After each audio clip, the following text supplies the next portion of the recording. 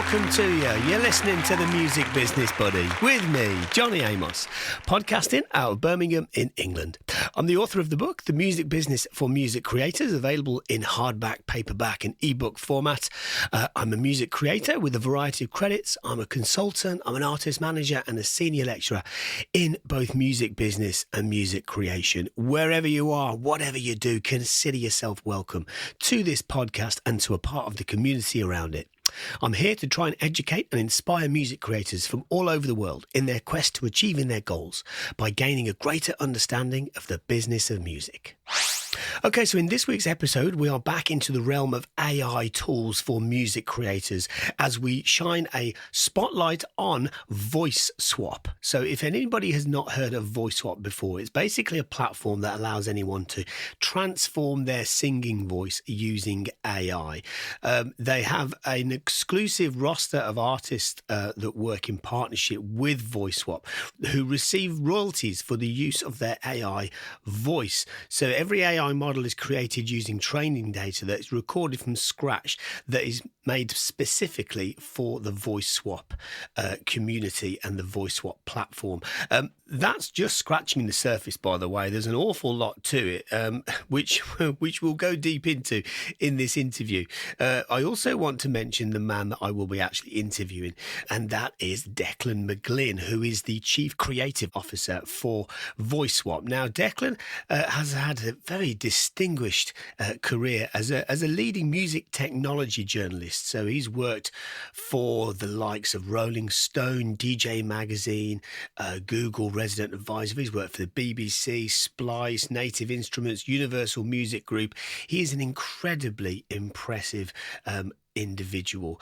He sits largely now in the Createch area, so creative technology, but of course he brings into it a wealth of information from other sectors of the music business. So it's no wonder they appointed him in that role. He's amazing, as you will see in the interview. So without further ado, I'm going to hand over to the interview with Declan. Guys, grab a pen, grab a paper. This is one of the most dynamic and insightful interviews I've ever had on the podcast. Okay, here we go. Declan, thank you for joining me. Welcome to the Music Business Buddy. I've been really looking forward to talking to you. First and foremost, most importantly, how are you? I'm good. I'm very good. We were just talking about I'm based in Dubai. It is very hot. And I mean, it's my first Dubai summer, so I haven't experienced it. I've heard the horror stories when we moved here. It's like, oh, this summer's crazy. It's pretty intense. But, apart from that, the aircon's on. I'm all good. Yeah, well, you got your aircon. That's the most important thing, mate. Indeed, yeah. So Declan, VoiceSwap is a fascinating platform. I know there's a lot more to you than just VoiceSwap, which we'll come on to in a bit as well. But just for the benefit of anybody that's not familiar with VoiceSwap or, might be interested in using it but have never heard of it before, would you mind just sort of explaining the concept and the purpose of it? So VoiceSwap is a platform and a company that lets anyone change their singing and spoken word voice into another voice using AI. And you can do that on our website. We also have a VST AU DAW plugin, so you can do it straight in your DAW. And you can also do it via third-party API integrations if you're a bigger artist, so you want to implement it into an app or that kind of thing. So I guess, there are many of these types of platforms around there. What makes us different is that all of the artists we work with directly. We sign them to our roster. All the models are built with their consent. We don't scrape any data from the internet. We don't take any data, unauthorized data from anyone. All of the training data for each model is recorded from scratch. We work with the artist to make sure that we're using the same microphone, the same room, the same audio interface.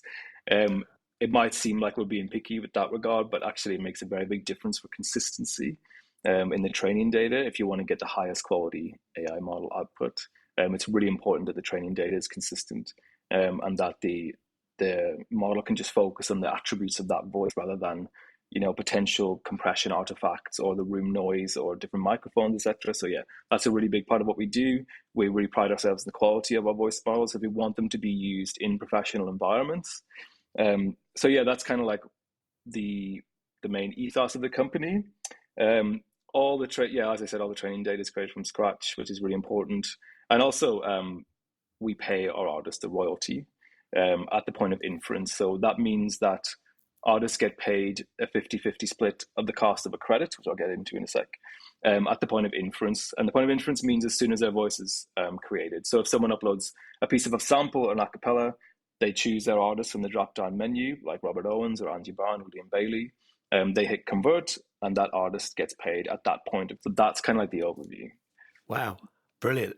Yeah, I noticed the kind of the one-off credit system that people can buy into, which I thought was a really clever model, actually, because it gives people an opportunity to be able to try it without necessarily committing to it, and then going, oh, actually, this is brilliant. I'm going to just, because, if you subscribe, like anything, you make a bit of a saving.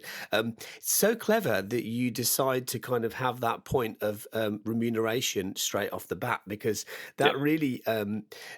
that's a very important component for all this, right? Because if somebody's voice is used, then you never quite know, where it might end up. And I guess to a certain extent, it kind of doesn't matter because the vocalist is being remunerated at that point of sale. That's been really, really well thought through. Presumably that was part of the idea from the off. It was indeed, yeah. The platform was co-founded by Dan Stein, who was a British producer called DJ Fresh. Had a couple of number ones in the UK in the 2010s. Oh, right. I didn't know that. Okay, yeah. I didn't. DJ Fresh. Wow. Yeah. So he worked with Rita Ora and Miss Dynamite on his records, and he's obviously worked with Kylie and the Pet Shop Boys, etc. So he came from that artist background, very much thinking, what would singers want from this platform? What will make them most comfortable? I mean, we started in 2023, and even right now, there's a lot of fear and a lot of trepidation about AI, much of which is justified. But back then, it was a lot worse than that. Everyone was just saying, they'd hear AI, they're thinking, sci-fi, Terminator 2, etc., apocalypse. And so Dan did a lot of work to understand what would make artists most comfortable to join the platform in the first place. And one of those was royalties at the point of inference, essentially. And we kind of felt like that was the right thing to do. Anyway, like you said, we want to make sure that even if the song's never released, even if it's just for demo purposes or songwriting purposes or ideation purposes, the artist's still getting compensated, because at the end of the day, you're using their voice and that's their IP. And that's something that we need to protect. And we wanted to set a standard that says, because standards are still being set in the age of AI and rights and the creative industries, creator tools. We wanted to set a standard that says, yes, there is a value in converting the voice, even if you never end up using that track for commercial reasons. So we wanted to pay it. That's why we wanted to introduce that concept. I should also say that we do. So the way that it works is once you convert the voice, you can use. So once you pay your royalty at the point of inference, you can use that only for non-commercial terms. We have two types of artists. There's featured artists, which is our kind of what we would call kind of A-lister artists, like Liam Bailey, Angie Brown, Robert Owens, Farley, that Master Funk, artists who have a career behind them. And then we have our session vocalists, and while they're incredible singers, they're more of like traditional session musicians, and for those you don't need an extra license. So there's two different types of license. If you say, for example, you make a track using Robert Owens' voice, you're like, this is great, I want to release this track, you then have to get a license from VoiceSwap. We let the artist set the pricing on their licenses. So you go to the platform, you fill in the form, you upload your track with Robert's voice on it. You select the amount of time, because there's different price tiers depending on how long the length of the sample is. And then it gets sent to Robert, and then he will approve it and countersign it. And then you'll get that. Basically, you'll get a PDF contract that is your license. And then that's a buyout license, so you can use that in any commercial way you want. Or if you use a session vocalist, you don't need to use the licensing. So there's two different tiers of licensing, essentially, which is how you end up using a VoiceSwap voice for a commercial project. So you pay your credit, you can use it any non-commercial, which includes social media. And then once you want to release it, you have to get a license from the artist. Ah, gotcha. Okay. Does the artist at that point kind of, have any kind of control as to, oh, I don't really like that song very much, I don't want to put my name to it, or is it just kind of they have to go with it? Yeah, they can reject the license. Yeah. We allow them full control over that. It rarely happens, to be honest. This is an unfeatured license, I should point out as well. You're not allowed to say, Johnny featuring Robert Owens, it has to be on featured license. Yeah. If you do Okay. want to have a feature, as in you want to say featuring Angie Brown, featuring Lane Bailey, that's a custom negotiation with the artist. You can send them the track and say, I think this is a really cool track. I think it'd be really, it's kind of it's your vibe. It's similar to what you've released before, but I would love to release this collaboration either using your AI voice or, which has happened before, the artist loves what they've sent and they end up re-singing their AI selves for real. So they get in the studio with that artist and then they re-sing the AI idea with their real voice and they release it as a feature then. So really it's a way to like, fast track the demo process in a way where you can send it to the artist and say, here it is in your voice. What do you think? So they don't have to, they can hear it immediately in their voice and see if they want to collaborate with you. Wow, that's really, really well thought through. Okay. Do you know what, Declan? There was about 3 questions that came to mind, all of which you just answered. Oh, no. Right. See ya. No. We're done now. That's brilliant. No, it's really good because of course, as you well know, what you're doing there is you're catering for a really, really wide user base of very different levels of music creators, which is brilliant because we're in a very artist centered ecosystem now where a lot of people have the same tools, and that's brilliant. But what comes with that is a responsibility to use people's data correctly. Like for example, I manage an EDM vocalist, and she made she's got a lot of Spotify streams and very popular and whatnot, but she also made a sample pack which has been used quite a lot, but one very particular big hit, and also many other people. And in that pack, it says, you can't use her name and her likeness. And yet some people, most people are actually very, very respectful of that, but there's a few people that aren't, and they do tag her in releases on Spotify, and actually Spotify do very little, if anything, to actually try and help with that. So it's a difficult thing, which I'm sure will probably straighten itself out in the years to come, because it's still a fairly new thing, isn't it, to try and combat. But what you've done there is great, because it means that there are going to be people that say, do you know what, I just want to use one of these voices to represent this song, to send to publishers, to get cut with an artist. There's also there's a lot of media composers that I've spoken to about VoiceSwap, because one of the things that they have to do is to, they very often need a vocal on a song these days for background music, for television. And so even at an editorial level, the vocal's taken off, it's actually the vocal that sells it to them, even if they don't end up using it. So there's a load of libraries out there that are like, this is perfect for us because we can kind of just cycle between different options, and that's the perfect voice, but we don't need it to be signed off. We just need it for a non-commercial purpose. So that's extremely well thought through. Yeah, it's about I think AI is essentially an efficiency technology. It's been given a lot of different grandiose terms, and a lot of this comes from the tech sector, who are trying to inflate its capabilities in the not necessarily early days, but the early days of mainstream AI. And because, for various reasons that we won't get into around government contracts, etc.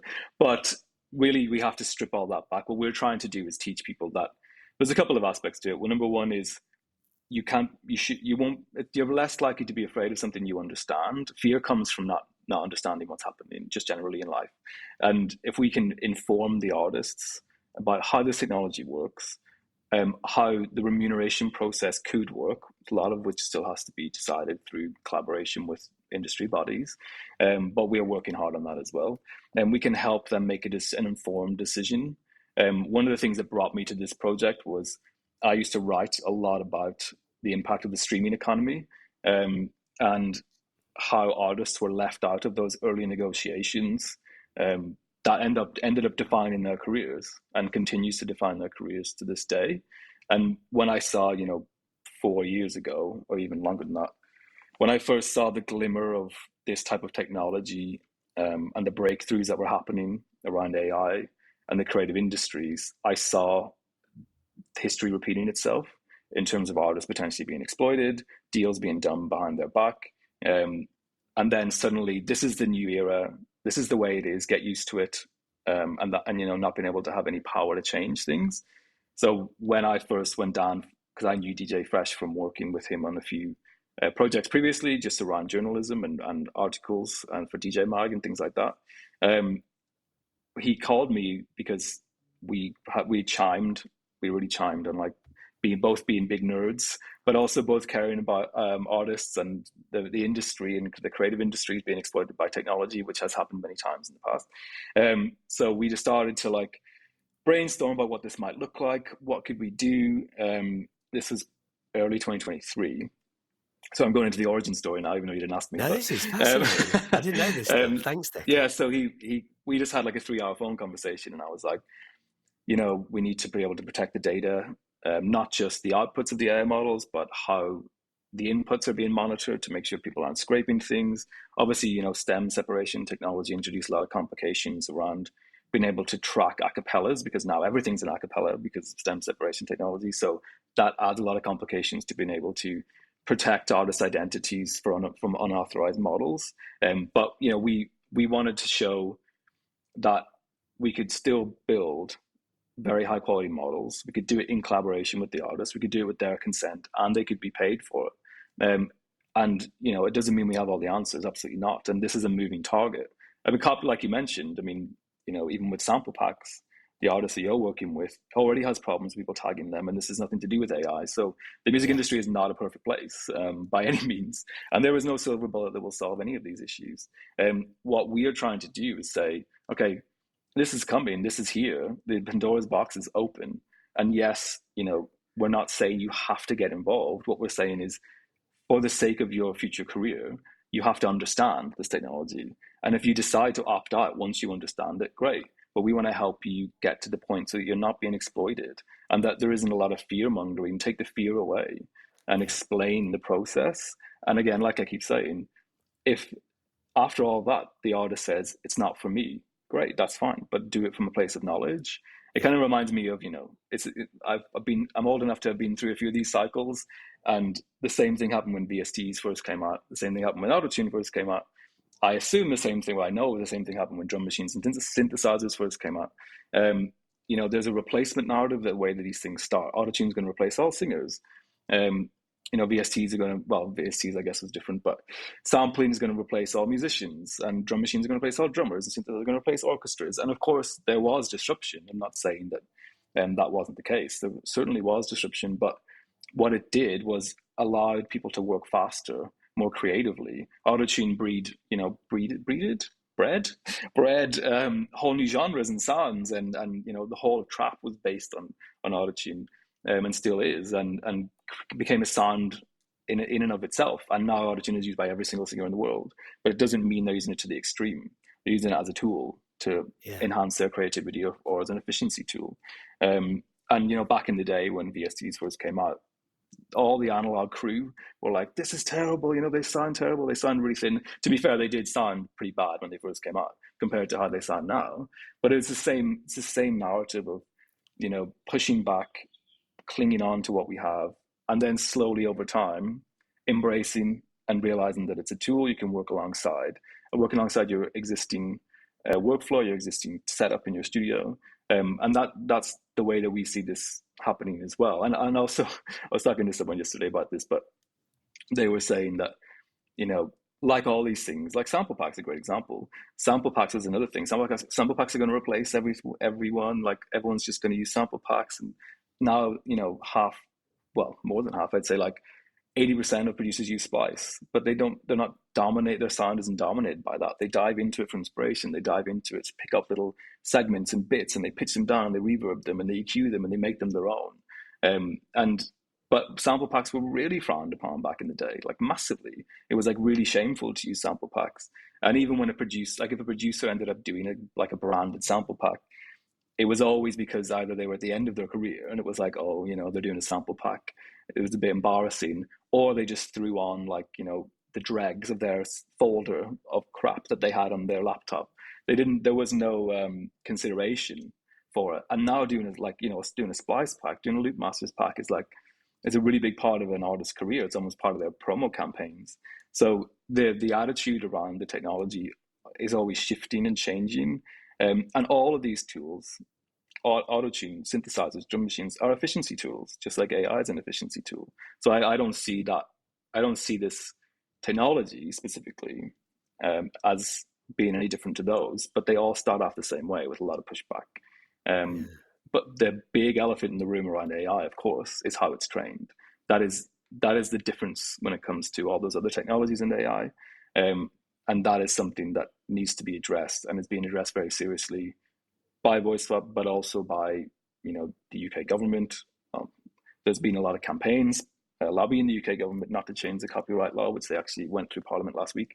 We've been part of those campaigns trying to push back against big tech companies and small tech companies being able to take people's IP without permission and train models on them and monetize those models without any attribution or any remuneration of the original IP owners. That's something that we feel very strongly about shouldn't be happening. So while we can get excited about the tech, and we do get excited about the tech, and when Dan first called me nearly 2 years ago, over 2 years ago, we were excited about the tech. That's what brought us to it. You have an obligation to do it safely and to do it properly and to set some new standards, because the standards are being set for this new era as we speak.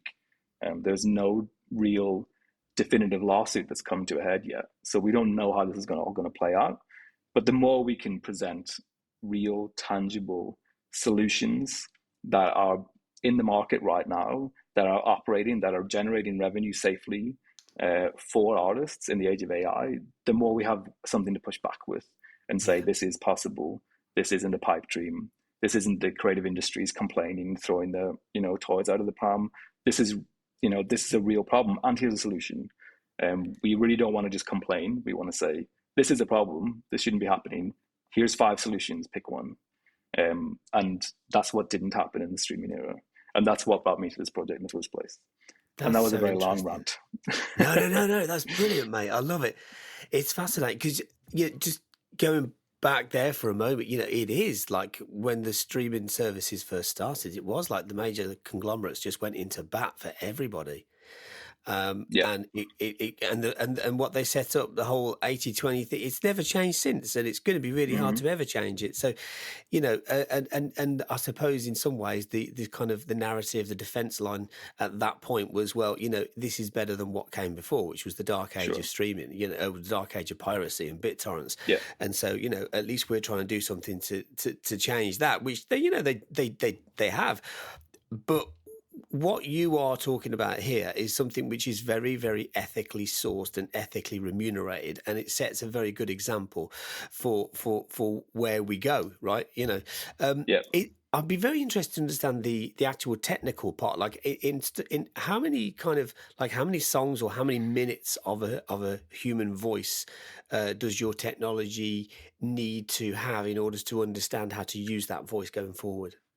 So we asked for 20 to 40 minutes of a cappella audio. That probably is more than is required, but it's really important for us to have a varied range of recordings so that, if we end up throwing away 20, 30% of it because for various reasons, we still have enough.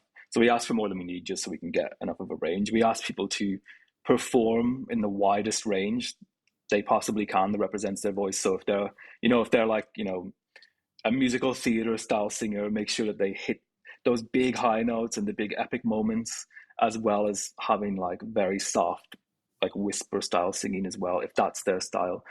Because the more information the model has about how your voice sounds at different volumes and different styles, the better it will be able to represent your voice when someone else comes to use your model. So you have to give it as much information as possible about how you sound. So we do that over 40 minutes as well. Okay, yeah, that makes a lot of sense. In fact, in many ways, it's kind of comparable to sort of sample libraries like Contact or Spitfire that kind of go, you could just play 3 notes of a piano, bong, bong, bong, and we'll just synthesize the rest in a mapping zone. Or you can play that real piano multiple times in multiple different styles, and we'll figure out how then that instrument becomes available. That's brilliant. Yeah. I'm glad you brought up sample packs, because it's something that we've been talking about a lot on panels and at events with kind of industry peers recently, because one thing that's very challenging about AI voice models, and will remain a challenge for AI generally, is pricing. And one of the kind of bugbears that we have is when people compare AI voice models to a sample pack. So, back in the day, not back in the day, but like your artist that you manage, let's say you recorded 100 samples for a sample pack, and then you sold that. You either put it on Spice or whatever, you sold on your website, and that's essentially you creating 100 master recordings, licensing those master recordings out for a fee.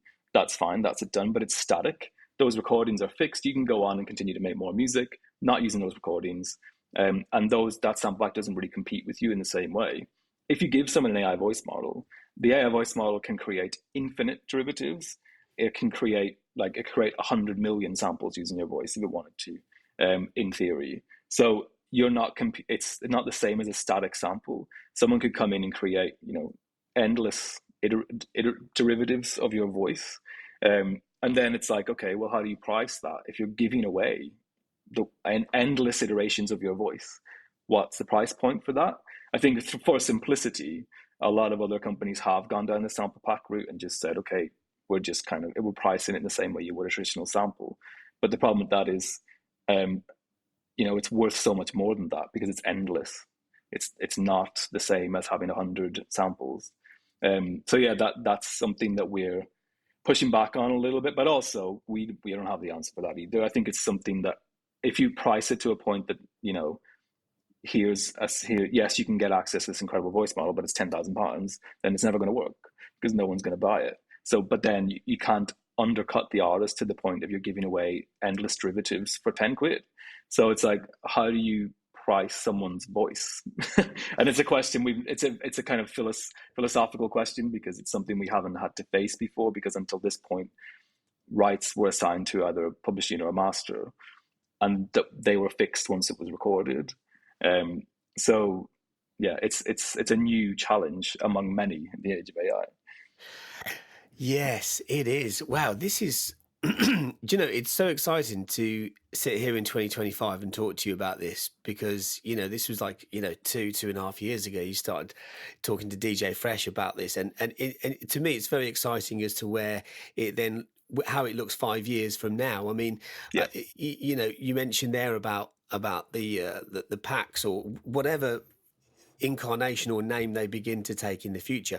There is an opportunity there, because there's just so many electronic music producers that kind of sit in, I had the CEO of Youth Music on recently, Matt Griffiths, great guy, and we were talking about the concept of loneliness amongst many young music creators, and actually the idea that they wouldn't probably use VoiceSwap because they don't want to sing something and then have it changed. They'd rather just work with a vocal. And so if some of the AI model voices were creating packs and sample packs, i.e. people are being paid but they're kind of being bought out, like what Luke Masters do, right? They use ghost producers to kind of create packs and stuff, and pay them out, and then they sell it. That's great. That's wholesale business. Nothing fundamentally wrong with that whatsoever. But if people are doing that, and then you're kind of using those AI voices on a generative level to use compositions that, and then there's no IP, right? There's no publishing, there's no master enabling rights, anything like that, and you just sell fragments of that to people. It means that then VoiceSwap kind of as an entity becomes more accessible to more people. I mean, there's just a world of opportunity with all this.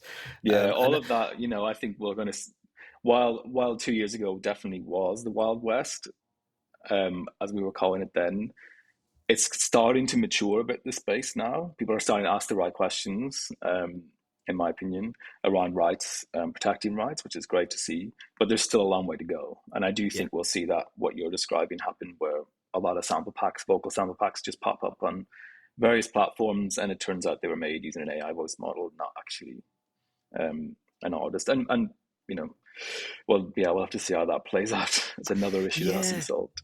But also, the question then, I know that there's a lot of what you've been fighting for, and myself as well, is fair rights and remuneration. But I can't help but wonder if perhaps it's not always actually the answer, because for it to be the right price point and accessibility to be there, people can't afford a top end, and they go, I don't want to use that person's name, I don't want to tap into their data, I just want to use their voice. And actually what I want to do with it is something slightly different. I just want to use its source material to put it through a vocoder and create my own sound. And then, then we're kind of getting into kind of the sampling side of it, but it all derives from having that original source material. So it's a very, very interesting, exciting space. And the answers are perhaps not always in how intellectual property is recognized or remunerated, actually, Yeah, that's one of the reasons we wanted to pay at the point of inference, because then no matter what happens to the sample, even if it's edited out of, you can't even identify it anymore, the artist's still getting paid. So if, a lot of people do to this day sample and then try and obfuscate it to avoid paying clearing the sample, that's an age-old thing to do. But even if they did that here, the artist will still get paid because they get paid at the point of inference anyway, which is why we wanted to introduce that. So even if they take it, put it through a vocoder, pitch it down, cover it in reverb, reverse it, re-record it, play it through a boombox in a tunnel in Brighton and record it, whatever they want to do, like something creative, resample it 100 times, the artist still got paid at the point of inference. And that's why it's really important to have that there and try and set that standard for AI. That's that's a really, really good point. Are there any I don't know whether I'm kind of jumping the gun here, but is there like a text to voice option for corrections? Like if let's say I sing the word there and it's been interpreted as bear, is there I don't know why I picked that example, but like, is the technology got to a stage yet where it can be corrected by text or not? Yeah, for sure. I mean, we don't have that feature, but we are working on text to speech. So right now we are voice to voice, which essentially means I pick up my microphone, I sing, I upload that a cappella, I choose my artist, I convert it, and it comes out in their voice. We are working on text to speech capabilities to allow you to do lyrics and spoken word essentially with voiceover talent. Wow. Okay. A big part of our company is also the voiceover industry. We work with a company in Hollywood who do a lot of movie trailers and a lot of big branded voiceover work, and we're currently creating their voice models to be deployed for voiceover specifically. So we don't just work in music; we work in media and advertising and voiceover work as well. Okay, that makes a lot of sense. So do you work in the audiobook market as well? We certainly will. Okay, yeah. we are working towards all of those solutions that you can imagine with text to speech, and Right. Okay. That's interesting because, there's because I spoke to somebody because I had a book that came out last year, Declan, right? And I know that the audio book rights were sold on it a few months ago because the publisher told me I don't really have any involvement with it. They don't want me to do it. Well, they haven't asked me to do it, and I'm not offended by that. But I just happened to kind of look into it, and a couple of people said to me, a couple of voiceover artists said, I'd love to voice that book. I was like, okay, well, I'll put you forward. I can't promise anything, blah, blah. But then I kind of stopped and I said, you know what? Actually, I'd love it if you did that. That's fantastic. But actually, perhaps the more sustainable option for you is to actually have your voice available that anyone can pick from, and you're kind of getting passive income for it rather than sitting down and actually doing it. Now, I know some people are really anti that kind of thing. I don't really understand why, because if you can't, it's like saying, it's like someone composing an orchestra and go, oh, wow, that's amazing. Oh, actually, it was samples. It's like, well, it's still amazing. Like, I can't tell if it's a real person or if it's because it is, it's not like, it is a real person. It's like when you play a contact instrument, you go, that guitar sounds amazing. It's not a guitar. It is a guitar. Someone did play that, it's that. And I think sometimes the education actually is there. That is people are getting smarter to that kind of stuff. You mentioned earlier about VSTs being a bit naff back in the day, and then all of a sudden they got better because of sampling techniques, So that's really but good. Also, while in that moment between VSTs coming and, or should we say digital audio tools generally, and the laptop and the computer being used, and them becoming so good to the point that you couldn't tell the difference, there was an incredible amount of creativity when they were failing to do what they were designed to do. Think about like Aphex Twin and Square Pusher and artists like that who lent into the failings in inverted commas, of that technology. And drum machines weren't designed to make house and techno, but they did because creative people got their hands on them and did. They weren't supposed to. They were trying to be. I mean, not all of them, but most of them are trying to be real drum kits, but they failed because of the limitations of the tech. If you think about like the SP1200 sampler, which is like a classic hip hop sampler, if they designed that today, it wouldn't have that 12-bit crunch because they would have probably 32-bit float or something crazy. But people now, they long for that sound. They want same as the MPC60. They want that crunch that lower bit rate brings. But at the time, that was a failing of that product. In inverted commas, again, failure is subjective. But so I think that as well, what we're going to see now is, and also in theory, that kind of crazy auto-tune sound is a failing of the product too, because it's not natural. Whereas auto-tune was trying to make it natural, but someone put it to extreme levels. So, creative people get their hand on these tools. They do creative things and they create new sounds.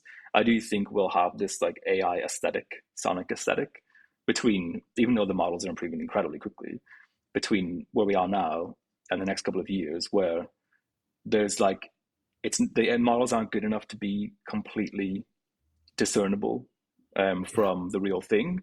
But in that moment, there'll be something new instead. When the model falls short of being what it's trying to be, it becomes something different and something new that didn't exist before. There's been a whole bunch of art exhibitions of kind of failed, in inverted commas, art that AI has created, but it's kind of beautiful in its own way because it's kind of it feels very otherworldly and very bizarre to look at, and it's kind of engaging. So who's to say that's not art?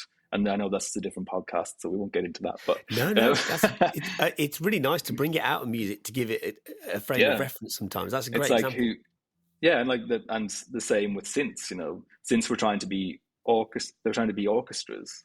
If you load a string sound in a Juno 106, it doesn't sound like a violin, but it sounds really cool and interesting. And that was a big part of house music, techno, and other genre ambient and other genres. So these technology doesn't just come to replace things; it brings with it something new a lot of the time. Usually unintended consequence of a piece of technology coming along. And we'll definitely see that with AI as well. For me, the most boring part of AI is making it sound exactly the same. If I don't want it to just create like the kind of Suno and Udio style example of like create me a disco beat and it comes out as a disco beat. It's like that's not very interesting to me at all. It's like I'd rather it come out with something completely different that I couldn't even possibly imagine to like inspire you, to drive you in a different direction. Yes. And eventually it'll probably do both. But so it's a bit of a tangent. But to go back to another point you made, which is really important, is we also have user models. So anyone, because you mentioned about monetizing the voice, anyone can come to the platform and create their own voice model. And basically you can then use it inside your DAW. Once you make it on the platform, you can open the plugin and log in, and you'll see your model there privately inside the plugin, so you can continue to work with it in your DAW. You can also share it with other people. So if you have like a bandmate or a co-producer or even a label or whoever, if you're doing a writing camp or something like that, you can add some emails in the back end of VoiceSwap on the website. And then when that person logs into the plugin, your voice model will show up in their plugin as well.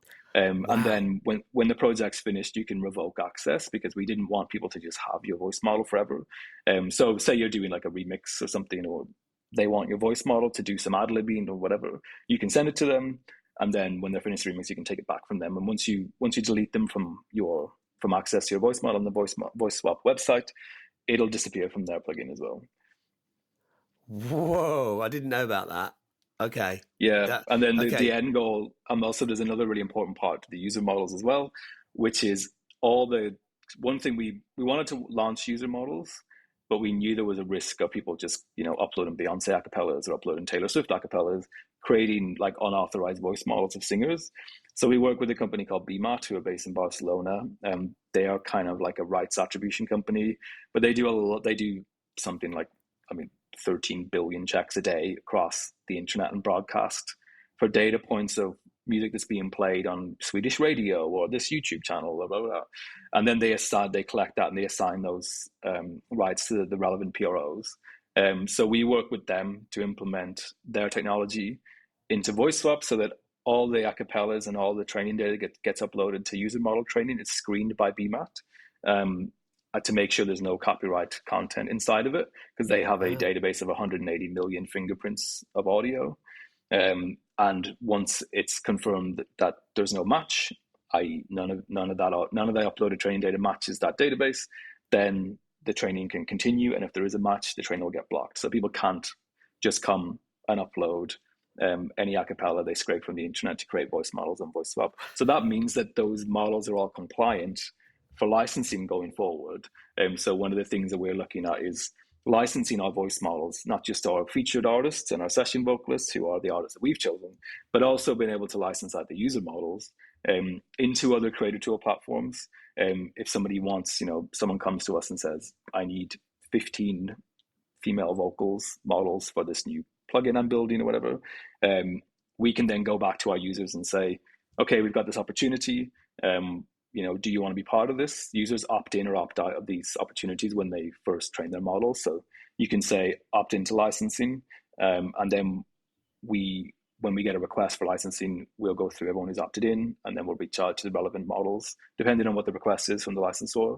And then we'll say to them, okay, they're paying this amount a year to license your voice into this product. Do you accept or not? So we're trying to find new revenue streams, not just for the established artists, but also for what you might call the bedroom singers or the less established artists who still are incredibly talented, but might not have the profile to be on the VoiceSwap website.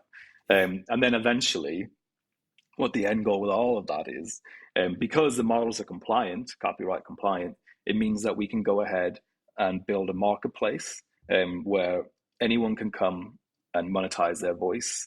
And they can set their own terms, they can set their own price point, they can set their own licensing point if they want to have licensing at all. And eventually you can imagine having a section on VoiceSwap where it's the marketplace. You go to the marketplace, you type in, jazz, vocalist, female, Spanish, whatever, and you get, 100 responses of those voices from around the world. You can work with them passively. You can either use their AI voice model. You can upload your track without the stems, just upload the full thing. We'll use stem separation technology to split it. We'll swap out the acapella with the model you've chosen, and then you'll hear your idea in their voice before you commit to working with them. And then you can either pay to use their AI voice, or you can contact them, say, okay, cool, this sounds good. Let's get that recorded for real in the studio. So that's kind of what we're working towards at the moment. Good God, that's I'm kind of a bit blown away. Declan, I'm so glad that I've got you here. That I'm talking. This is amazing, mate. Honestly. So do you have plans to license your own kind of, set up your own label, have your own kind of entertainment agency as a result of this, as an extension of it, or is that I think totally. I think that's seeing ourselves as an agency is something we have done since the start, representing the AI identities of singers essentially, and finding new ways for them to monetize those identities, be it through licensing into creator tools or licensing into new opportunities that we can't imagine yet that'll come out in the age of AI. I think that's what we want to do. We also want to protect. So if you're representing someone, you also have to be able to protect their voice. So we see creating a voice with us as what we call the source of truth. So you come to our platform, you create a voice. Even if you don't make it public, that voice existing will then give you some kind of legal ramification to be able to say, this is the real version of my voice, therefore that one that I found on Google isn't the real one. So you have to take it down. So you need to be able to create a source of truth, kind of like the blue tick of your real voice. And then we'll represent your real voice. What we're working on, so we'll represent your the source of truth of your AI voice model, basically. This takes a lot of collaboration across the industry. This is not, this is not possible today. But what we want to see eventually is the ability for everyone to collaborate together, which include DSPs, and have some kind of enforceability where we can say we have the contracts, the paperwork to say this is the real voice model of this person, so we can go and do a takedown notice. across the internet. Wow. On unauthorized voice models that are popping up left, right, and center, and to be able to find out when someone uploads something on a distributor or to a DSP like Spotify or any other platform or YouTube. And in a dream world, in the utopia, and of course the music industry is far from a utopia, so this is unlikely to happen in this particular way. But you got to aim for these things. I would love to be able to see a future where we have a database, which we have already, of voices that we own, voices that have been licensed to us, and then when something's uploaded to Spotify or through a distributor, there's a watermarking technology. It says this voice was created using VoiceSwap, and then it pings our database to say if that artist gave permission for that track to be released in the first place, and then if they say no, obviously it gets blocked. As you said, there are takedown things on Spotify are quite challenging at the moment, even for non-AI things. So we want to kind of get ahead of that because we feel like there's going to be a lot of takedown requests in the age of AI. And also, excuse me. And also it's our duty as custodians of your voice to go out there and police the unauthorized use of your voice as well, so that the authorized one can continue to generate the revenue. So all of these types of policing things are, there's a couple of startups that have come up recently. There's a couple of initiatives that are really interesting, but they're still, again, it's all a moving target. It's all front of mind for us. You need to have enforceability, otherwise you can't protect. Simple as that.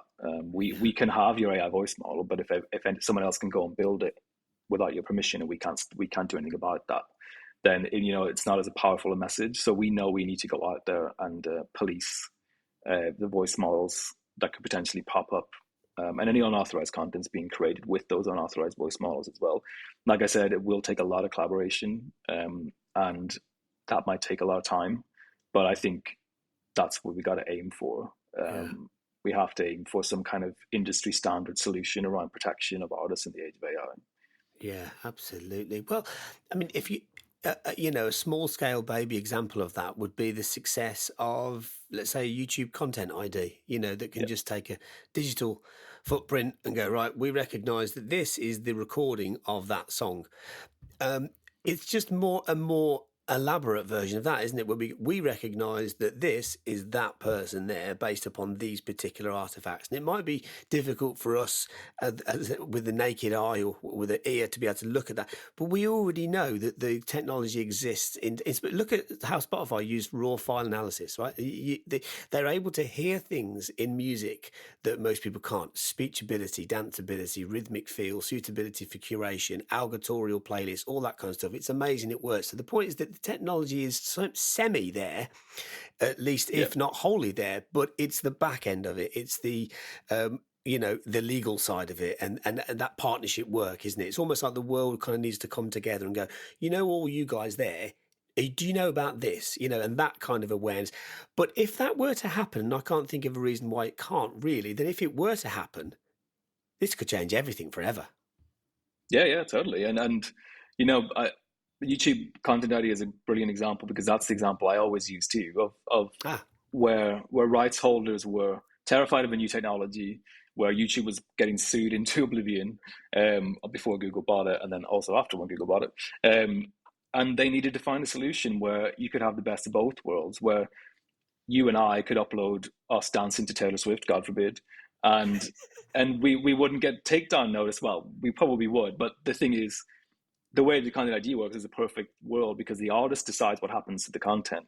So anyone can go and upload, let's say, Ariana Grande track gets uploaded to YouTube, and Ariana Grande's team and Ariana herself have decided that anything that gets uploaded to YouTube in this region, we're going to monetize that. We're not going to issue a takedown. So then all that happens is they serve ads on that video, and they monetize those ads, and the video gets to stay up. So the 13-year-old who uploaded it doesn't get punished, but the artist still gets paid, and YouTube can continue to have copyrighted content on there, and everyone can win. They can also block the content or just track it for analytics. So it gives the artist the power, but the platform the freedom, and that's what I think is a great example of how the music industry and the creative industries could work in the future of AI. It will take a lot more than that, because if you have just a song, you can issue that fingerprinting, and then you fingerprinted it once. That's it. That's the process. With, again, you have endless derivatives from an AI model. It's much, you can't, unless you fingerprint every single output of that model, which would be expensive for the company, or you fingerprint the training data, which is another interesting concept. That could, but again, none of them are silver bullets. And also, content ID is not a silver bullet. It doesn't always work. People get false copyright strikes, etc. So, it's just about being able to bring something to the table that could pacify all parties, and get us moving in the right direction, instead of just saying, oh, well, it's a Wild West. AI is going to, everyone's going to scrape everything, train whatever they want. There's nothing we can do. That's the end. VoiceSwap wouldn't exist if we thought that was the case. So we are very actively discussing with startups and other collaborators who want to solve this problem. But yeah, content ID is kind of like the example that I often use as well, because it does allow the individual to use copyrighted content safely while giving the rights holder all the control over how it's used. But again, the thing is, YouTube's one platform and it's owned by a very big company called Google.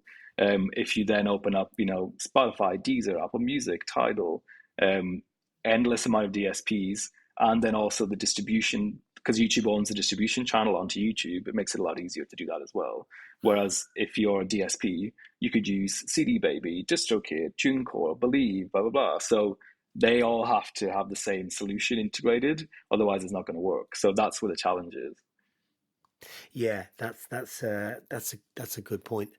So I can't help but think ahead and start wondering what deals might look like in the 2030s. Can you imagine?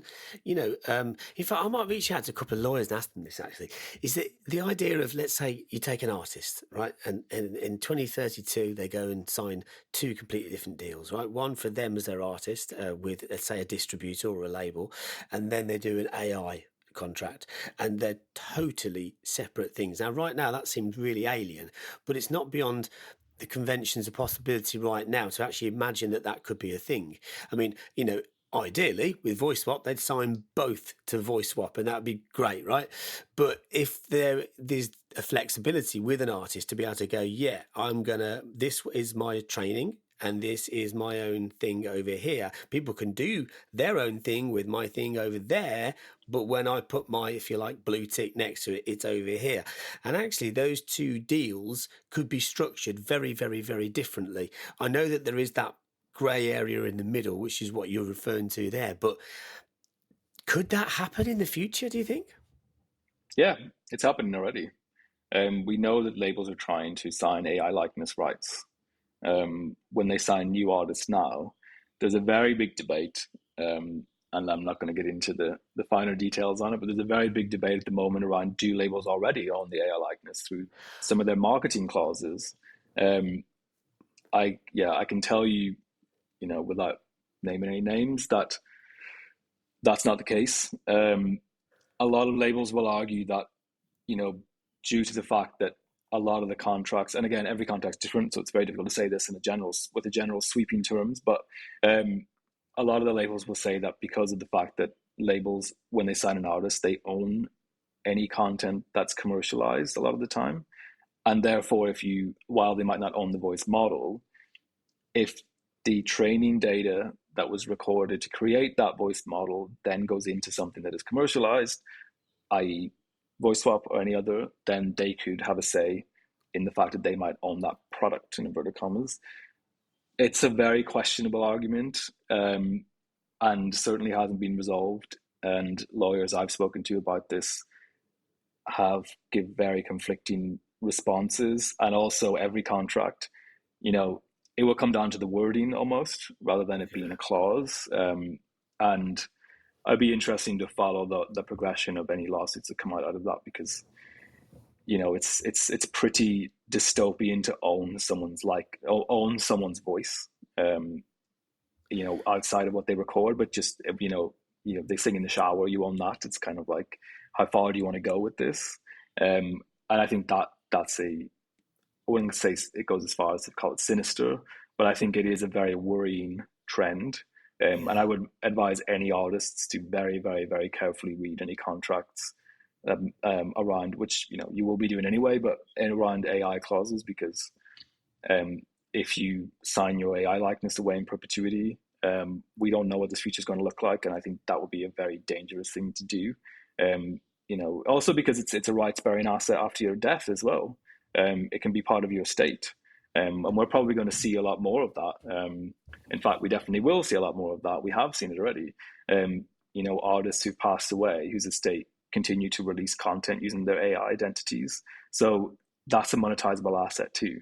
So you have to be very, very, very careful when you think about the protection of your AI identity, because, like I was saying before, it's very different to signing a catalog of music to a label that they can monetize after your death, because that catalog is static. It's a fixed recording. It is what it is. It's these amount of albums. It's these amount of songs. It's it's got this value. You've sold it. The end. They can do whatever.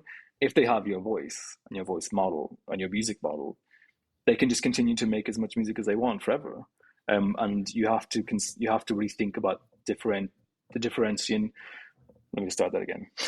You have to think about how you differentiate the pricing around that. Like, how can you possibly put the value on your musical output in perpetuity forever that never ends, an infinite amount of it? So I think artists, and we've been working with BIM a lot, and we just did a 4-week course with the students at BIM, and week 3 was all about this, was really hammering home protecting yourself, protecting your rights. Don't sign anything that you're not 100% confident won't come back to bite you in the future.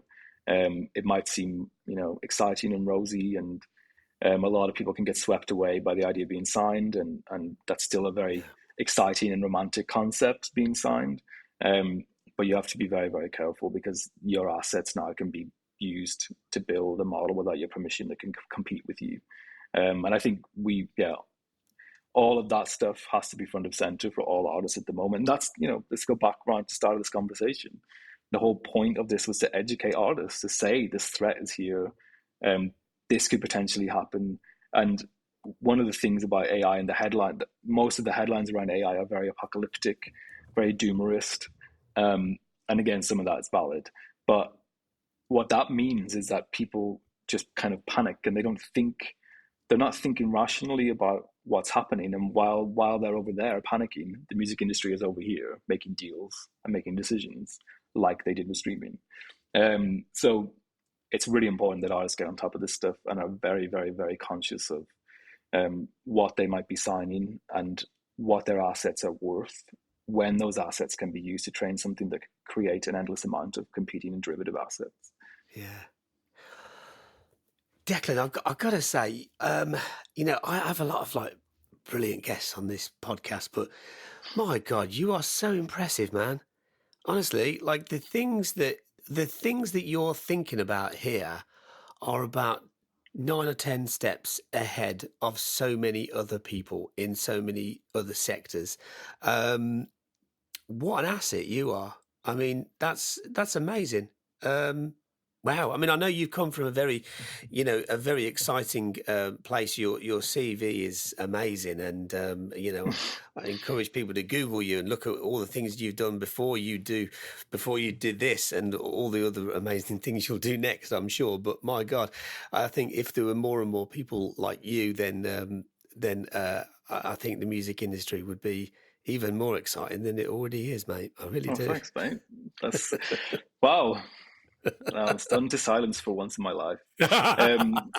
No, I think that my whole background has always been about artists and representing the interests of artists in the tech space. I always used to find it because I used to work on Future Music magazine, and then I went into content creation, and then I did a lot of journalism with different magazines and consultancy around music tech for different brands like Splice and Tidal and Google and Rolling Stone and stuff. And a lot of the time, throughout my career up until the past, probably since the pandemic, there was the tech industry, which was over here. It was kind of like if you're at a house party, you have the musicians and the artists and the labels and the A&R team all in one, 75% of the room would all be in one corner, dancing and laughing and drinking beers. And the tech industry would be in this corner, kind of snooty and nerdy and awkward. And that was the way the music industry was seen.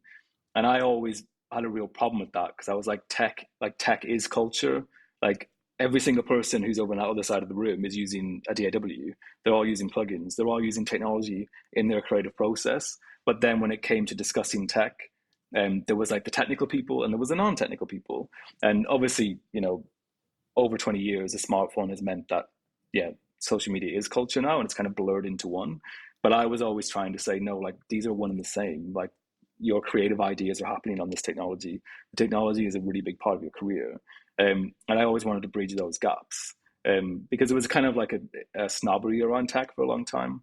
And, because it was just associated with being like quite nerdy in the studio and stuff. Now it's like a badge of honor. But back then that wasn't the case. So I spent a lot of time trying to make artists see the other side.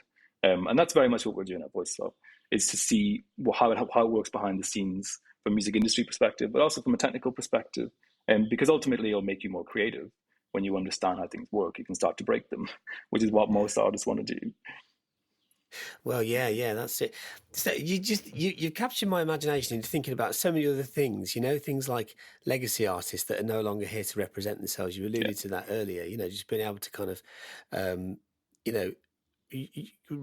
have them recreated. We saw it with Coachella with the holograms a few years ago, right? Which kind of then went quiet and then kind of came back again, and with the ABBA thing and all that kind of. But it's really about, instead of that being an exhibit for people to enjoy, which is marvelous, it's really about putting the works of those from the past into the fingertips of others on a very respectable and remunerable way, if that's even a word. Could this extend beyond just voices into the musicianship and the patterns and the playing of those that have come before us? Yeah, absolutely. There's a couple of startups doing that already where, before I joined VoiceUp, the concept that really took my imagination was if I was in the studio and I wasn't a great drummer, but I would just drum something out anyway, just like the best of my ability. And then I had an AI model of, John Bonham, and I took John Bonham, like kind of like a traditional preset, but like the next level of that, not just the sound of that drum kit, like the preset would offer, but the groove and the feel and the subtleties of that playing style were modeled by an AI model with the permission of his estate. And I was thinking, God, then you could put it down to like, Prince's guitar style, or then you could even go to the next level of that and make it about mix engineering. And there's a company called Master Channel who've done this already with Wes Clark, who's like a Brit Award-winning mastering engineer in the UK. And they've cloned his mastering style. And now you can go and use AI mastering to sound like as if Wes had mastered it. And then that's monetized by him. I do think that's going to become a big aspect of revenue generating for musicians as well, where you can clone your style and all the subtleties that go into that. And the interesting thing is about that as well is while there are like, if you think about Waves plugins, there are so many collaborations with famous engineers in those plugins, and they create presets, and a lot of that happens a lot with lots of different other plugin companies as well. But those presets are not self-aware. And what I mean by that is I could run a vocal through, a drum preset. And while that might sound cool, the preset wasn't designed to go through that sound, and that's just me being creative. But with what AI allows you to do is to apply a preset in context, because like this is something that I was talking to a friend of mine about a couple of days ago. These are the kind of nerdy conversations I have, Johnny. We were saying that if you had a preset and, say, for example, this engineer, Philippe Zidar, he always likes to cut the low end by like 2 dB or boost, 10K by 3 dB. That will only sound like him if the input audio is correct in the first place. Because if you go in and you're peaking by 6 dB, it's not going to sound like Philippe Zidar because the actual input is all over the place. Which is why a lot of the time mastering bus presets don't really work very well, because they're out of context of the mix. But now with AI, the AI can listen, in inverted commas, to the mix and then make a decision about, okay, what would Philippe Zidar do in this instance to this audio, rather than it being just slap this preset that's static and it's the same for every piece of audio. So you can think I keep saying inverted commas because it's really important not to use language like think and know and learn about AI, because it's not live, which again we could get into, but we won't. But it allows people to apply the techniques of a mix engineer onto their music as if they're listening to the music with them and making decisions based, and I go, okay, what you've actually done there is this is too loud, so we need to bring that down before I even begin to EQ it, whatever. So those, and then you can monetize that. That's a new form of IP as well. We see the voices, AI voice as a new form of IP. I do think that musicians being able to clone their guitar style, the drumming style, the bass playing style, the key style, that's a new form of IP that can be monetized as well. And the same with mixing and mastering engineering. So if you're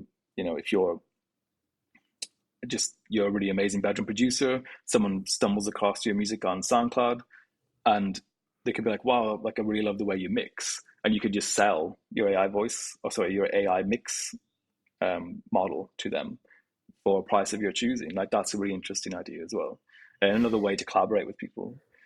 Yeah, it really, really is. I suppose it could be kind of broken down into two different subjects, one being the excuse me, the sonic values, and the other being the mathematics of their playability, the probability of their playability, which should, so one's composition, I guess, and one's recording, which, but it's all mappable. I mean, the amount over the years, Declan, the amount of records I've produced, and I've sat there and I thought, what would Quincy Jones do here? Exactly. Imagine you had Quincy. The thing is, like, it's impossible.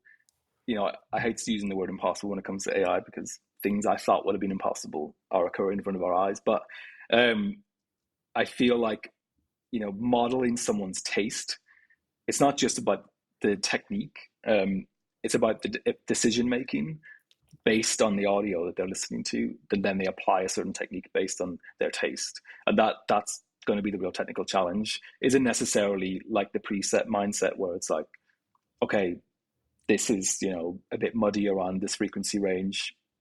This Quincy Jones would always cut it here. Yes, that's fine. But what he might say is actually like, you need to re-record that because it doesn't have the right groove. Or he might say, I've just got this amazing idea for like a couple of harmonies for this part. You're only really ever going to get a very basic version of that because they're, unless, I don't even know how that would work. I think it would be extremely complicated.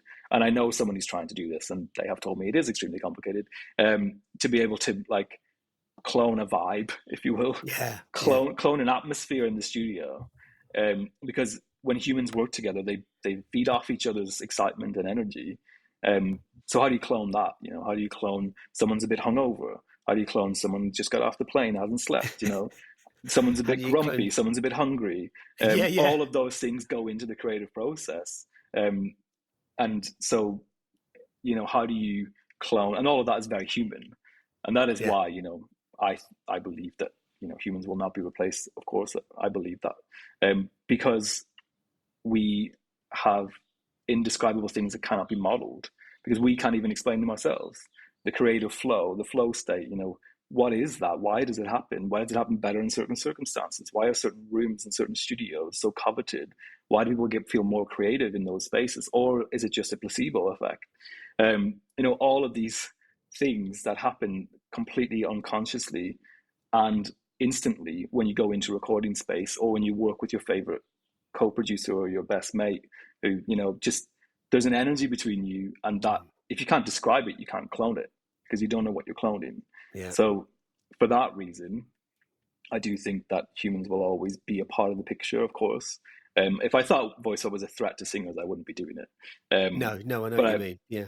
But I think there's that kind of like human connection that happens either in the studio or with a songwriter that can't be cloned. And coexistence as well, right? The coexistence of AI with humans rather than, it's not a battle between the two. It's a relationship between the two. Declan, you're a top guy. I'm mindful of time, and there were so many things I wanted to ask you that you kind of just answered already with like just your amazing sort of ruthless efficiency and thorough rigor. So the first time I've been called efficient, I think, in my life. So oh, really? thanks. Oh well, I'll say it again. Efficient. There you go. It's twice now. But Declan, I thank you for your time. I thank you for everything that you're doing for everyone, and good luck with all of the projects, the ideas, everything that you do. And we need you, mate. We need you, right? So keep doing what you're doing. Our best, mate. But we're not the only ones. There's a lot of great people out there doing a lot of great work, and we're driven by them, and hopefully they're driven by us. And yeah, if anyone has any comments or anything to say about what they've heard on this podcast, like, do reach out to me. You could just Google Declan McGlynn, hit me up on LinkedIn, or just email me, and yeah, we can chat, because like I said, a lot of these things haven't been decided yet. This is all a work in progress.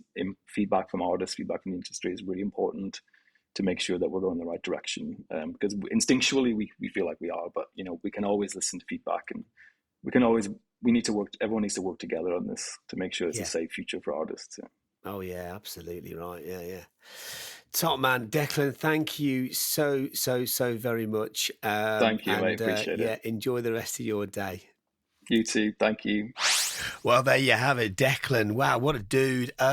He's so insightful, isn't he? I should add this. I first met Declan only a few months ago. I was hosting the South by Southwest London Roadshow in Birmingham, and he was on one of the panels that I was moderating. And when you just meet somebody, you go, wow, they're impressive. I thought it'd be great to have him as a guest on the podcast. Thankfully, we've made it happen.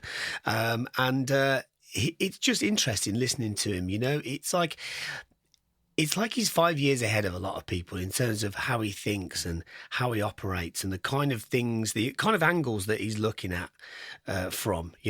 But anyway, I hope that you enjoyed listening to Declan and learning more about VoiceSwap. And also, one of the things that I took from this conversation in general, and I hope you did too, is that, this wasn't just about VoiceSwap. This is about an entire sector and an insight as to where it might be headed, or probably is going to be headed in some way or another. And Declan's a huge part of that. So, I hope you've enjoyed it. Wherever you are, enjoy your day. Have a good one ahead. And until next time, may the force be with you.